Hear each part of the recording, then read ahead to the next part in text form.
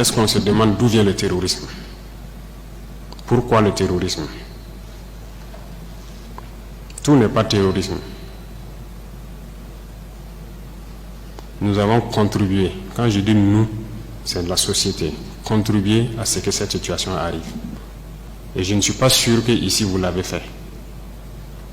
J'ai marché de Gorom, passant par Oursi, aller à Déou, Tinakov, Tinasan, revenir sur Marcoy. Cette partie, on l'a fait.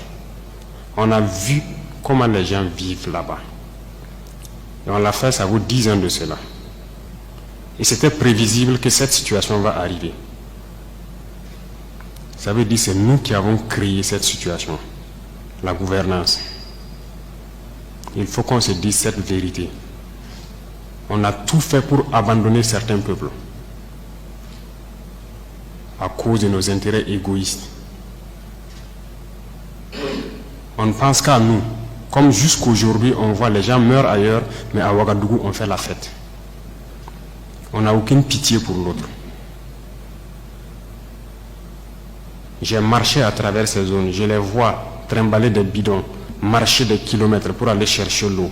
Je les ai vus en train de marcher des kilomètres pour trouver l'eau pour le bétail, et le bétail qui meurt en cours de route. Il n'y a pas de route là-bas. Il n'y a pas de route. Comment même un camion même pourrait arriver là-bas, ne serait-ce qu'avec un peu de tourteau pour que leurs animaux puissent manger? Il n'y a rien là-bas. Qu'avons-nous construit là-bas? Qu'avons-nous fait là-bas?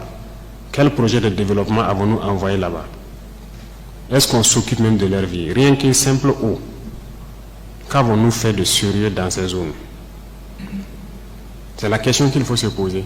Et le territoire de cette partie, c'est hors de contrôle. Qui en est responsable? C'est nous. C'est nous. Il faut que chacun accepte ça.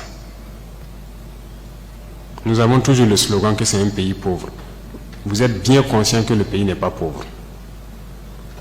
C'est parce qu'on est méchant. On est sérieusement méchant entre nous. Les jeunes n'ont rien à faire. On a des terres cultivables. On a de l'eau. Comment on peut ne pas vouloir faire quelque chose pour eux? J'ai vécu à Djibo, avant même le début de la crise. J'ai échangé avec les jeunes de Djibo. La seule route Kongoussi-Djibo, les camions ne viennent plus parce que les ponts datent des années 50 et les camions tombaient. Donc les camions ont décidé de ne plus venir. Ils produisent, en allant à Nassumbu à Bouro, ils produisent la tomate, ils produisent beaucoup de choses. Tout pourri. Ils n'arrivent pas à vendre.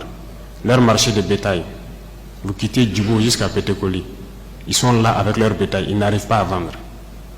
Mais vous voulez qu'ils fassent quoi, les jeunes? J'ai écrit un rapport en son temps pour qu'on puisse au moins se réparer cette route. La guerre n'était pas là. Personne ne viendra me dire le contraire. J'étais à Djibo, j'ai vécu là-bas. On n'a rien fait. Rien. Qui en est responsable? Il faut que chacun fasse son introspection et se rende que nous sommes les coupables de cette situation.